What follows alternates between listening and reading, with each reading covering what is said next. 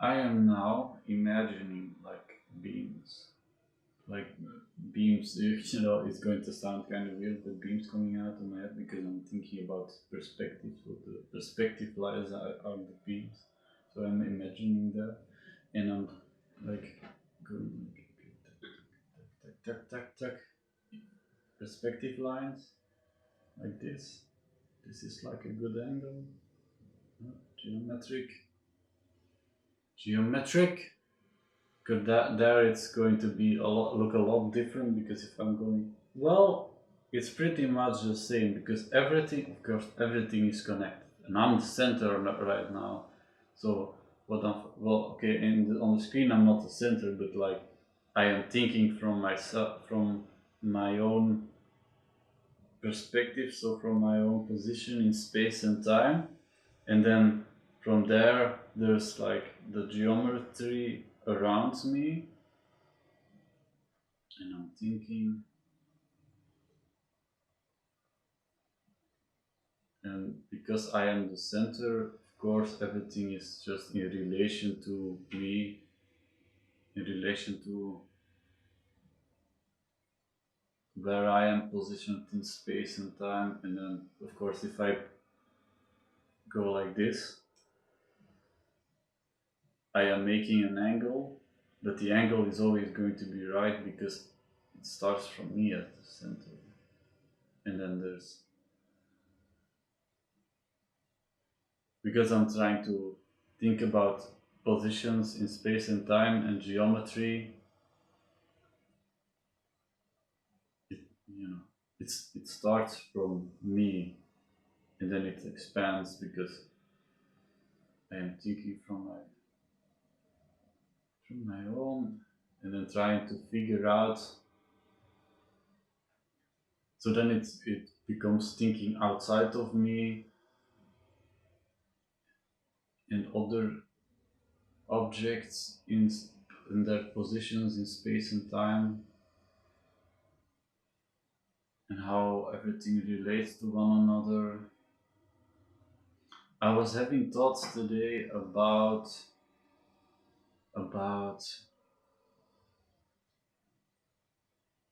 consciousness, and like if you think about the universe is kind of like, if you think about a black hole, you can, and you think about consciousness as being fundamental in the relation to physics, because technically all physics comes from your mind. Your mind is thinking about physics.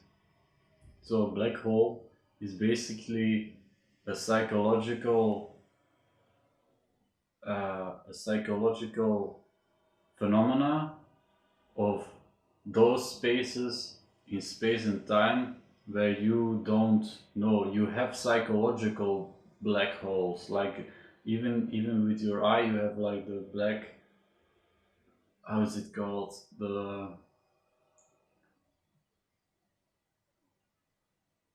there's a point in your eyes, if I am not mistaken, where light isn't hitting, and that is where where you're not seeing. It's kind of like that. I shouldn't look up the name, but like wacht,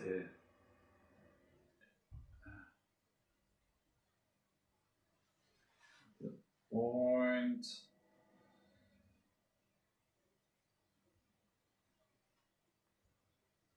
um, retina, black.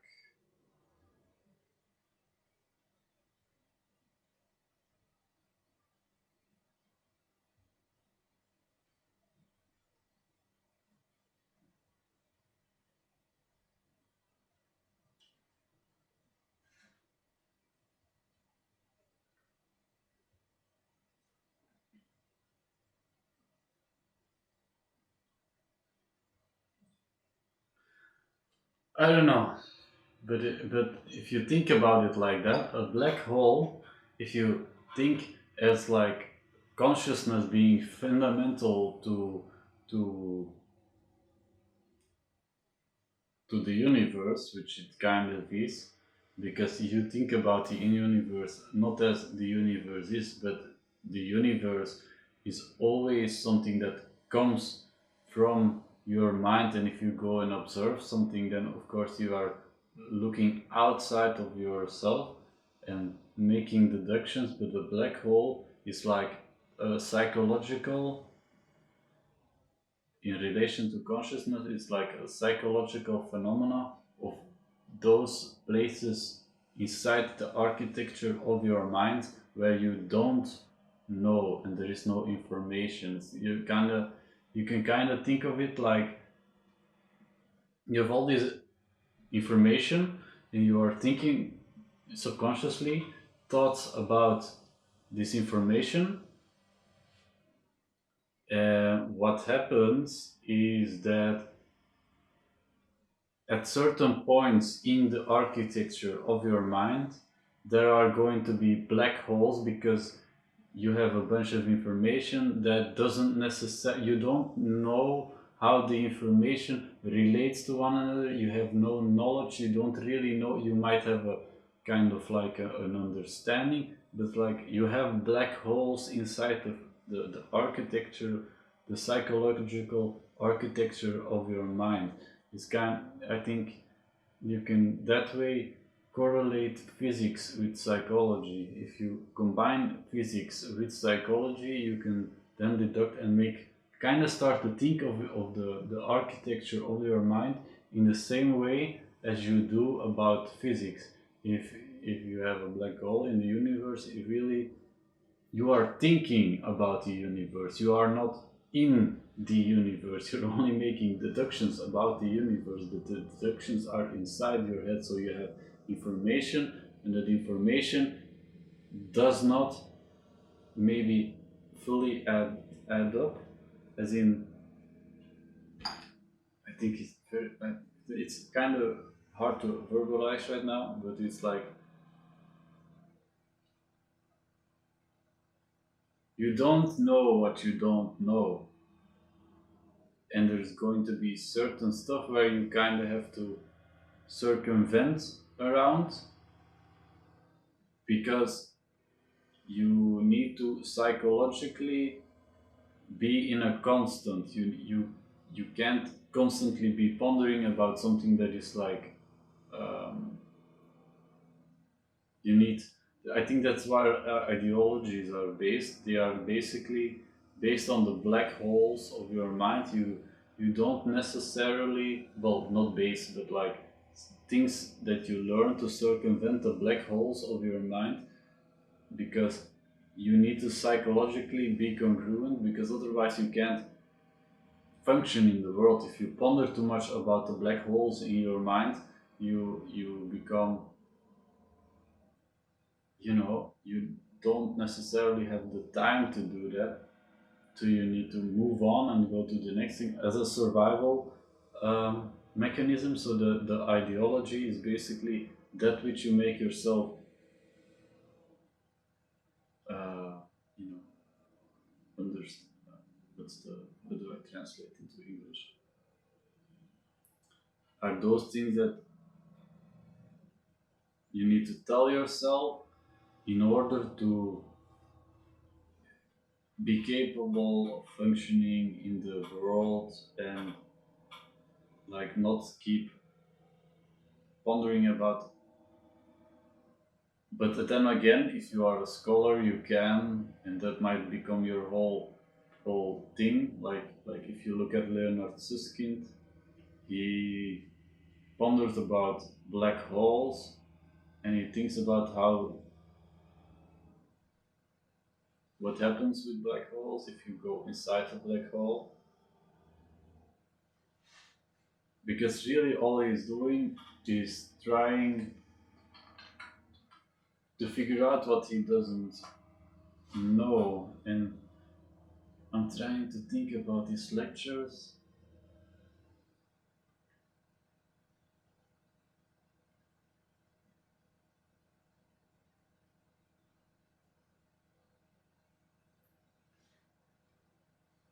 I wonder what happens if you go inside a black hole of your own mind. Like, without sounding like a psychotic or something. Like, I can imagine those things because I've done like a lot of, well, a lot is like a big word, but I've done quite a few psychedelics, so I can kind of know, I can ponder about, yeah, someone who thinks very concrete can be like not really understanding of what I'm trying to get at. You really need to have seen,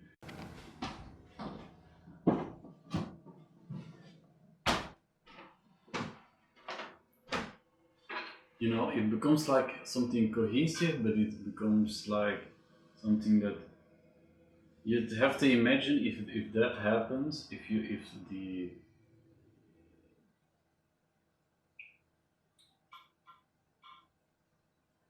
you know the stacking and the becoming tinier, the way a mirror becomes tinier. What happens if then of course it would infinitely become smaller and smaller and smaller until the point where you can see it. What would happen if you think about it differently and that it at some point like expands again and then you come out at the other side and then there's a whole different universe. Like you can see something like that when you take a psychedelic. At least I have seen stuff like that when I took psychedelics, and I travel into like into that space, and then you'd come out again in the other side, and you can think about a black hole in the same way because fundamentally you are psychologically trying to figure out like the physics, but the physics are always happening inside your head. So there's really no difference between the psychology and physics. You can, you should technically be capable if you think as the world as one consciousness, like stemming from your consciousness. You can start to think about physics in the same way.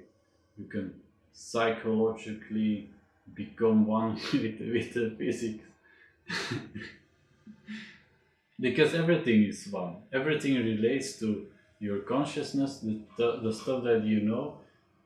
There's really no difference between your internal world and the outside world because what the outside world looks like to you is always an interpretation of your internal states. You are perceiving the light outside of yourself, but really you're interpreting the light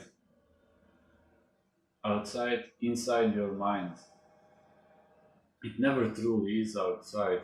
If you don't have the function to perceive light, like if you are blind, you don't have a structure inside your head to interpret light. So that it's only part of the universe because you are capable of perceiving such a thing. So the universe is always technically a hallucination, and physics is also a hallucination. It is what you are thinking inside your head, but it is really never outside of your head. And if you think about the universe as stemming from a single place and then expanding from itself, in some way or another, everything is always related to everything else. I am here because at some point the universe was created and then a whole bunch of stuff happened, like the butterfly effect, one thing stacking on top of another thing, and then leading to me being here. So technically, if I move here, the reasons that I'm moving the way I'm moving, the reasons that I'm thinking what I am thinking, the way I'm conscious about what I am conscious of, is only a thing that happens because all the previous stuff has come before. So you could technically start. start making, in theory,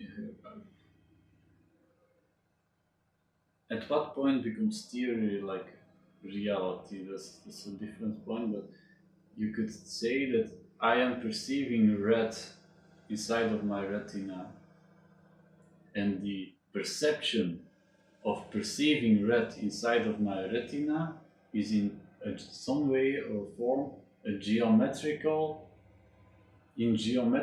correlation with me seeing the red inside the dragons. I am part of this universe. I am one with this universe. I come from the universe, and the universe comes from my consciousness. And both the universe being outside of myself or inside of my consciousness are both technically just theories. You can't fully say one is one or one is the other.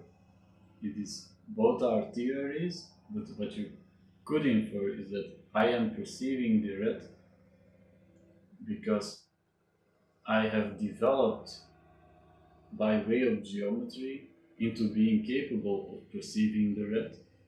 But the red is always like the red developed as well. So it's you have the geometry, and the geometry developed step by step, like because of evolution, not just animal evolution, but like the evolution of the universe. So you see, there's like this geometry, and this geometry represents red, but it only represents red because my retina is perceiving it as red. Maybe someone else, if someone else is real, if you can start speculating about that and make a whole bunch of theories about that. But I am perceiving red because there's this geometrical fractal of the universe. At some point, there's like something or a bunch of atoms that if they come together, or other atoms or whatever it is that makes that color red appear, that then spun off and is probably just a tiny fraction of the evolution of me evolving into being incapable of perceiving. Like, this is getting like very difficult to understand, because if you then you really need to go into like the quantum, like really the most tiniest of ways of thinking about the universe, like its most fundamental, and it's really difficult to explain, because then technically what you could say is like it's kind of like a bunch of wool. It's like, if you think about a bunch of wool, it's like this tiny threads, like string theory. All these tiny threads inside this wool, and if you pull it, it goes like, because it's all tangled up and tied up. But then you look at where I am, and you're like, but there's all this space. It can be like the wool, but yes, it can. It's like if you'd go and then look with a microscopic glass, the space becomes larger again, and those threads are farther removed apart from each other. The more the deeper you're going to look. So at some point, like that's like fractal theory. If you have a fractal, at some point, if you look deep enough inside the fractal, you'd see our universe again, right? So that's another theory. But if you think about it that way, and you really understand that, you might also understand that at some level, me perceiving outside of myself the color red has in some way or another, in a very distant past, originated from from from the from red.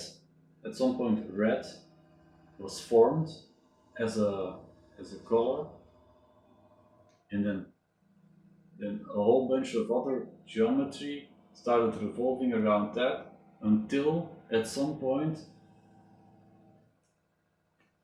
all the geometry, all the stacking, like you have the geometry, like if you think of the universe as just purely geometrical, the geometry would have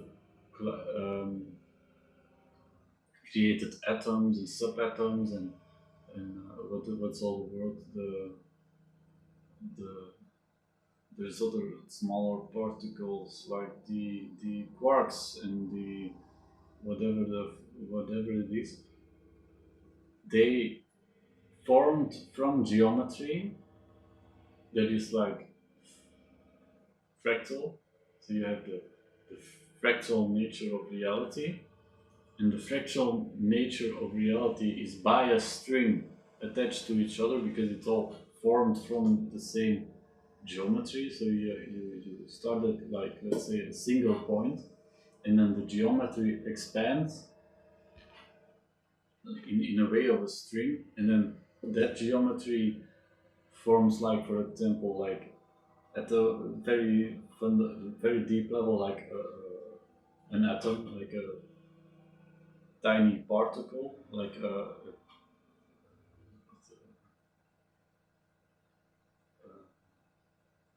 a ball, like what's the, oh my, how can I forget that word? Like the tiny orb, right?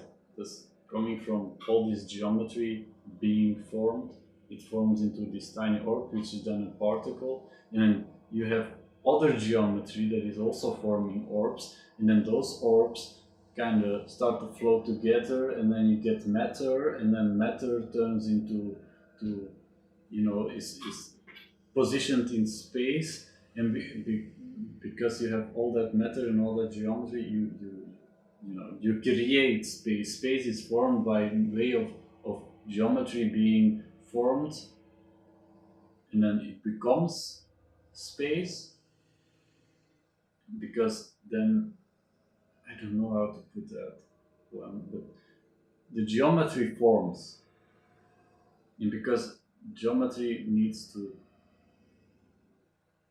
expand, there it forms correlations. So space is a mental concept, right? So you get like the geometry that expands, and because there's now you can say, like, there's a point here and there's a point there. You've created the space, but space wasn't there before. Space only got created because two points were created. That's how space works. So then the geometry keeps expanding. The geometry forms into like these orbs, like particles, or whatever that it is. That I don't know what is even lower, but it might also be expand into dimensions that you can't even perceive, or ways that you can't even perceive. But like, for what we know, it's like you get the particles, those form into matter, that is like those expand and those form around and then create what we know as our universe, and then there's planets, and then at some point you get into the earth, but it all stems from the geometry. It all comes back to the fundamental. Well, of course, it's also just a theory that we come from just a point, and that it then expands from geometry, but it expands,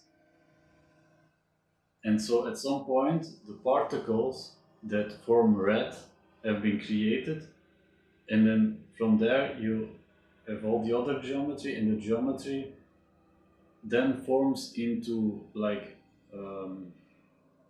the atoms, which then becomes the earth, which then starts forming animals, and all the way to me be sitting here and perceiving the red.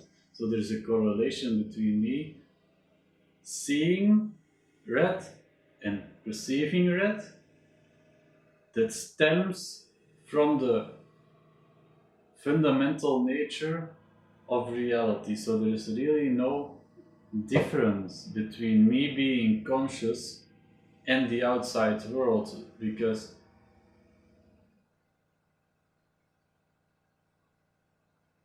well,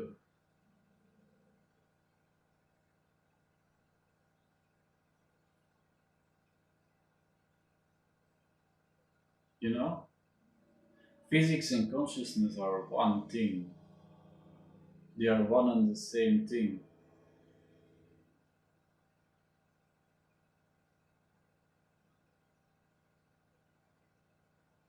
Like, I really need to stress that I am just thinking. I don't necessarily know everything. I don't know everything. I definitely don't know everything. I'm just thinking, because then you have to start thinking about, if you have physics and your consciousness are being one because of how the universe started, then there's like another.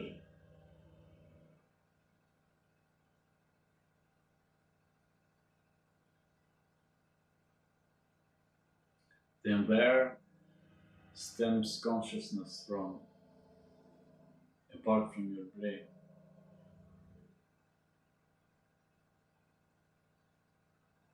My battery is almost flat over there. Flat. It's running out.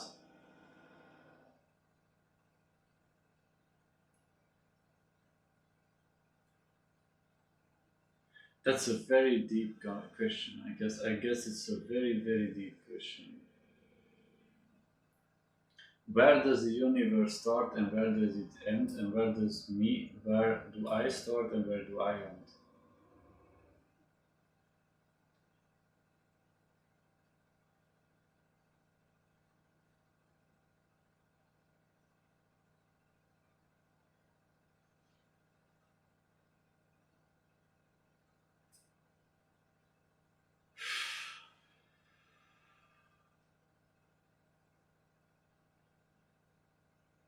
It's very difficult because then you get into like you get into cuckoo land. You get into psychotic land if you start thinking about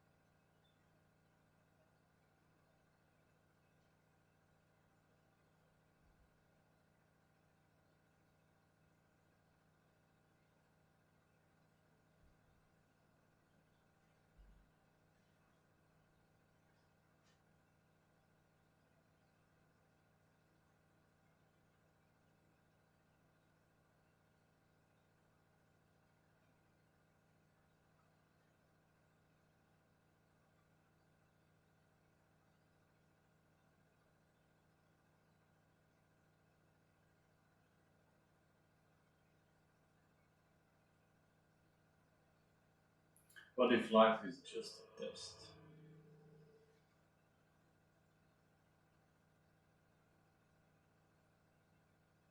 A test to see how much you can cope with changing realities.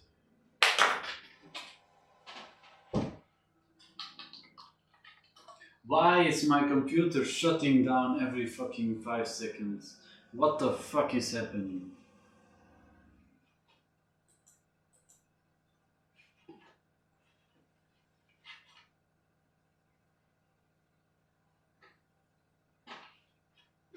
Like, I'm recording, I have a program open that is running like a video. So it shouldn't be turning down and, locking me out. It's like I like thinking about the things that I'm thinking about, but I just verbalized all that stuff and I just think like someone can just pull that out of context and go like this guy is like psychotic or something.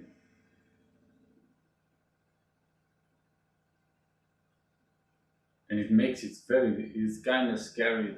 It makes it kind of scary to think about the, there's like a scary thought in the idea that the universe is like,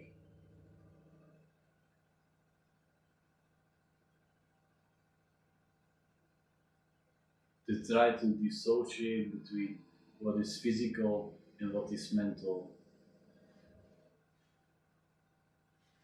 becomes very,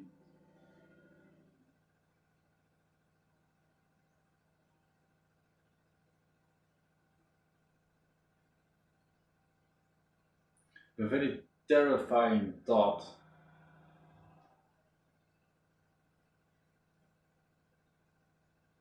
because human beings can make inferences about reality. They can analyze their environment and kind of like structure reality to make predictions about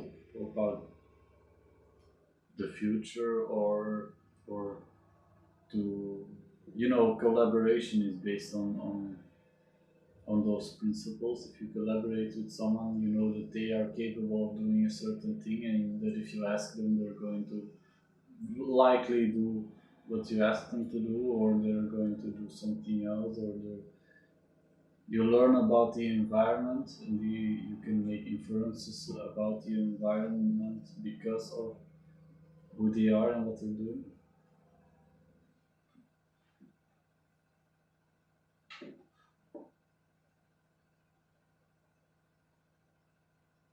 But that happens mentally. You are doing that mentally. You're not doing that physically. You're thinking mentally first and then expanding from there. And that's why it's so, at least I find it kind of a scary thought to be thinking about where is physics and where is my mind.